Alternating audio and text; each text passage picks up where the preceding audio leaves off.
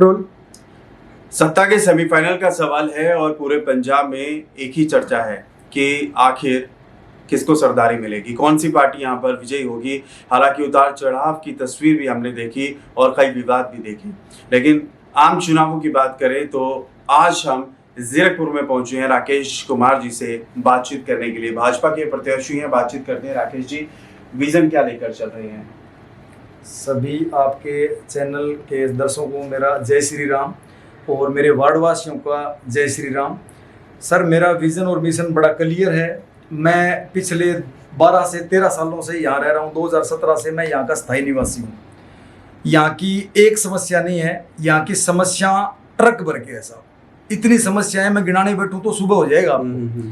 लेकिन हमें उसका निर्धारण करने के लिए मैं ये चुनाव लड़ने आया हूँ साहब। मेरे को कोई शौक नहीं था, मेरा बिजनेस ठीक चल रहा है, मैं अपने व्यापार में बड़ा समर्थ हूँ, लेकिन मैं रोज उस चीज़ को भुगत रहा हूँ साहब जो सारे लोग भुगत रहे हैं जी। वो मैं अपने एक के लिए तो मैं ठीक कर सकता हूँ, बाकी वार्डवासी कैसे करेंगे? मैं उनकी आवाज़ बन के उतरा हूँ कि मेरे को वो सब ठीक करना है जो सबकी नाक में दम कर रहा है। चलिए शुरुआत करते हैं। एक समस्या के बारे में बात करेंगे। क्या सड़कों की मरम्मत का काम पूरा हुआ? क्या सीवरेज की समस्या का निदान हुआ? साहब देखिए, समस्याएं निदान का नाम तो मैं नहीं कह सकता, लेकिन इनके कार्यकाल जरूर पूरे हो गए। इनके 5-5 साल हो गए साहब। मैं नहीं समझता इन्होंने एक ईंट पत्थर भी हमारे गली के अंदर कोई लगाया होगा। लगाया जरूर था, लेकिन अपने घर तक, मतलब कोई 20 से 30 फुट अपना घर बराबर कर लिया। उनके घर में एक बूंद पानी नहीं ठहरेगा। कभी बारिश है चेक करना, एकदम बराबर कर लिया। बाकी बैठे बैठे साहब, वो सारे एमसी थोड़ी है, एमसी तो एक ही है, वो अपना सब कुछ ठीक कर सकते हैं, बाकी लोग भुगतते रहो। सिस्टम यही है साहब यहाँ का। इन्होंने सिर्फ एमसी बनाया, इन्होंने अपने आप को सीएम समझ लिया। बनाया जनता जनार्दन ने एमसी बनाया था, दिमाग में उल्टा समझ लिया कि हम सीएम है। दोबारा ये लोग मार्केट में एक बार भी पूछने नहीं आए कि भाई तुम ठीक हो, तुमने मेरे को वोट दिया, धन्यवाद। अरे बाबा, इतना भी कर देते। जिन्होंने आपको जीरो से उठा के हीरो बनाया, उनका एक बार तो धन्यवाद करते आप। कभी दोबारा गए नहीं आप लोगों के पास। ये सीएम वाली फीलिंग कौन ले रहा है साहब? ये सीएम वाली फीलिंग मौजूदा जो हमारी एमसी साहिबा है, श्री शिवानी जी गोयल, अच्छा, उनको दिमाग में ये हो गया जी मैं तो यहाँ पे सीएम बन गई। लोगों को मिलना चाहिए था ना। मैं अभी कल आपका मेरा एक यहाँ पे वार्ड में आती है काठगढ़ करके कोई गांव आता है सर, हम वहाँ पे गए कल डोर टू डोर करने के लिए।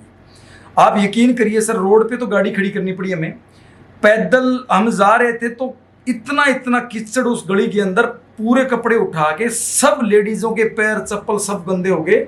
मैं कहता हूँ वो जो सीवरेज का ओवरफ्लो था उसमें गंदा जो पानी है साहब, उस पानी के अंदर से हम तुर के गए। आप हमारा छोड़िए, हम तो 1 दिन गए 2 दिन गए। वो जो लोग परमानेंट वहां रह रहे हैं उनकी तरफ देखिए साहब, उनको नरक क्यों भुगता रहे हो आप? वैसे तो गाड़ियां भी खराब हो सकती हैं। अरे साहब, गाड़ियां खराब हुई है, वो क्या सकती है? मेरी खुद की स्विफ्ट है जी, 460D0029, मैं नंबर भी बताता हूँ आपको।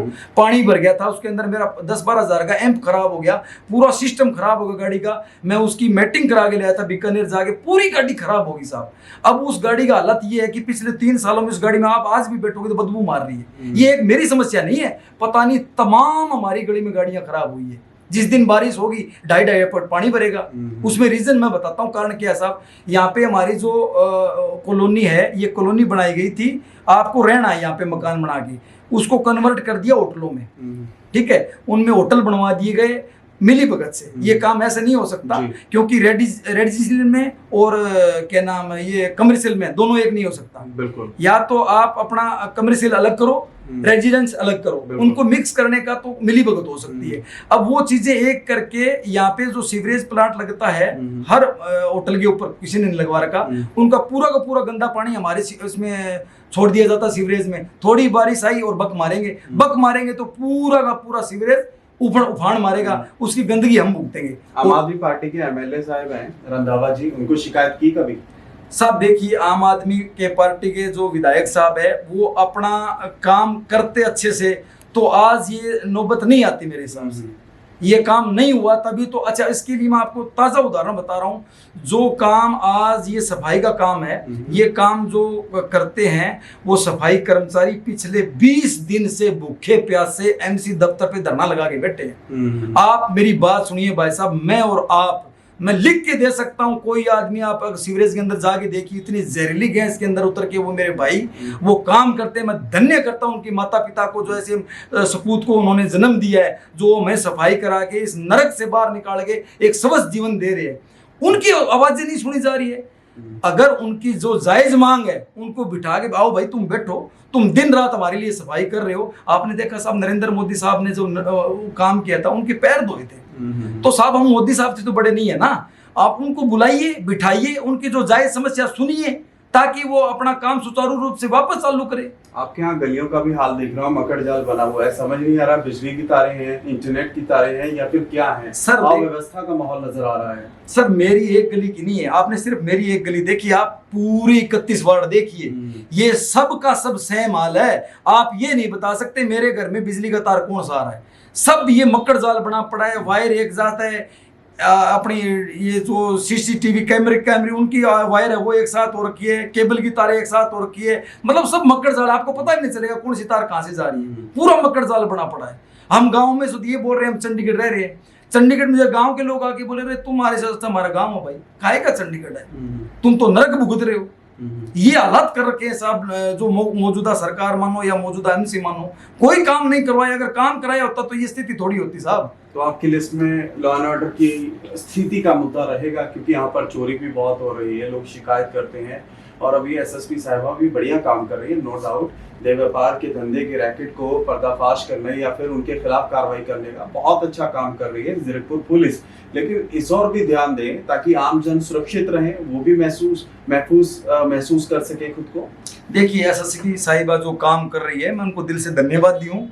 जो उन्होंने ये जो रैकेट है, जो देह व्यापार वाला जो काम इन्होंने अपना ये सपा सेंटर में जो बंद कराया, बहुत दिल से धन्यवाद है, बहुत अच्छा काम कर रहे हैं। उसके साथ साथ एसपी साहिबा से एक गुजारिश है कि ये जो चैन सनेचर है, जो घरों से नालियां चोरी कर रहे हैं, टूटियां चोरी कर रहे हैं, सिलेंडर चोरी कर रहे हैं साहब, हमारे घर से 2 सिलेंडर चोरी हो गए। हमारे बिल्कुल सामने जो नया मकान बन रहा है, आज रात को उसमें एसी की वायरिंग तारी डली है। सुबह 4 बजे 3 ऑटो वाले आते हैं, उसकी वायरें निकाल के ले जाते हैं बिल्कुल सामने। और मेरे खुद के घर की नेम प्लेट टूटी है साहब। तो हालत बिल्कुल सुरक्षित नहीं है यहाँ के। मैं तो यही बोलूंगा, लॉ एंड ऑर्डर कहीं ना कहीं कमजोर है इस मामले में। बिल्कुल ये चोरी जो सुरक्षा है ये बिल्कुल कमजोर है यहाँ की। एसएसपी साहिबा से मेरा नम्र निवेदन है, इस तरफ जरूर ध्यान दें ताकि लोग सुरक्षित रह सकें। बैलेट पेपर से डर लगता है? अरे डेफिनेटली दादा, ये तो बोलने वाली बात नहीं है। अगर आप इसमें कोई आप सोच रहे हो तो आप किसी भी आदमी से स्पीकर उसके मुंह पे लगा के पूछो कि भाई बैलेट पेपर कहाँ की बात कर रहे हो साहब। आज दुनिया चांद पे जा रही है, वापस जा रहे हैं 70 के जमाने की बैलेट पे ठप्पा मारे। काहे भाई, किस लिए? तुम्हें विश्वास नहीं है क्या खुद पे? अगर तुम बैलेट पेपर की बात कर रहे हो, इसका मतलब बिल्कुल भय आ चुका है, बिल्कुल एक तरफा डर चुके हो। भारतीय जनता पार्टी पूर्णतः रूप से पंजाब के अंदर एक तरफा माहौल बना हुआ है। श्री नरेंद्र जी मोदी की जो नीतियां हैं लोगों के समझ में आ चुकी है, वो एक तरफा माहौल बना के भारतीय जनता पार्टी की सरकार बनाएगी आने वाले 2027 में। आज इंटरव्यू ले रहे हो, उस दिन फिर लेना मेरा। मैं आपको क्लियर बता रहा हूँ साहब, लोगों को हमने एक एक कहते सुना है कि साहब बहुत मौका दे दिया इस बार मोदी जी, इस बार बीजेपी डेफिनेटली सरकार बनेगी। और ये आप यही देखो ना, अभी हमारे जो 31 वार्ड थे उनमें 18 लोगों के जो पेपर है वो रद्द कर दिए। बिल्कुल। और रद्द क्या कर दिया, आप बड़ा मजा चुटकुला आपको मैं बताऊं। श्री प्रवीण जी मित्तल बड़े घनिष्ठ मित्र है मेरे, वार्ड नंबर 31 से। उनका जो पेपर रद्द किया गया है, उनका रद्द इसलिए कर दिया कि भाई तेरा जो टॉयलेट सीट है वो टेढ़ी है। अरे भाई तुम्हें उसमें जाके यूज करना है क्या? जब वो खुद उस घर में बैठा है, उसको तकलीफ नहीं है, तुम्हें क्या ही तकलीफ है? चलो उसकी तुम्हें तकलीफ भी है, तुम उसको 2 घंटे पहले बोलते कि दादा तेरी तकलीफ ये है, तेरी टॉयलेट खराब है। वो इतना सक्षम तो है ना, जो चुनाव लड़ रहा है वो 2000 में सीट सीधी कर लेता। 5,000 का काम है भाई, 5,000 लग जाता, राम की लीक थी। आपने उसका पेपर रद्द कर दिया साहब। कितना आपने घिनौना काम किया है। एक जो प्रत्याशी 100% जीत रहा है, आपने उसकी सीट काट दी। डर है साहब, अच्छा लग रहा है। आपके कितने चांस है और किससे मुख्य मुकाबला है? देखिए, मुकाबला किसी भी प्रतिद्वंदी से नहीं है, एक तरफा माहौल है।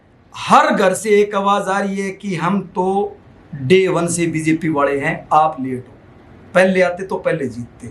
अच्छा, वो लोग हमने बोल रहे कि हम तो पहले जब अकाली के साथ थे तो भी हम बीजेपी को समर्थन कर रहे थे, अब खुल के आए हो, एक तरफा माहौल है, निश्चिंत रहो, आपकी जीत पक्की है। मैं तो देखो साहब उनके भरोसे खड़ा हूं। उन्होंने एक एक बात बोली है कि आपका चुनाव एकदम क्लियर है, हम एक तरफा मोदी जी की नीतियों से प्रभावित हैं, आपको 1 से लाख आपको यहां से एमसी बना के भेजेंगे। ये लोगों की आवाज है साहब, मेरी नहीं। प्रभावित किससे हैं? आपका जो भाषा का बोलने का टोन है वो सुनील जाखड़ जैसा लगता है, नायब सैनी जी या फिर सीएम साहब से या फिर मोदी जी से? देखिए साहब, मैं आपको ऑनेस्टली बताऊं, मैं सिर्फ और सिर्फ मोदी भगत हूं। मेरे तो वो देवतुल्य हैं, उनकी नीतियां, उनके विचार, उनकी परिभाषा एकदम क्लियर है। राष्ट्र सर्वप्रथम, हम साहब एकदम राष्ट्र सर्वप्रथम बड़े आदमी हैं। हमारे लिए तन मन धन तीनों चीज देश को समर्पित है। चुनावी मेंढक तो नहीं बन जाएंगे? अरे साहब, हमें किस लिए? आप चुनाव मेंढक की बात कर रहे हो तो मैं आपको बताऊं साहब, मैं मेरा बिजनेस खराब कर रहा हूं। ऑनेस्टली बताऊं, मैं पिछले 1 महीने से मेरे ऑफिस नहीं गया हूं और मेरा बहुत अच्छा काम है। प्रभु श्री राम की कृपा से बहुत बढ़िया धंधा चल रहा है।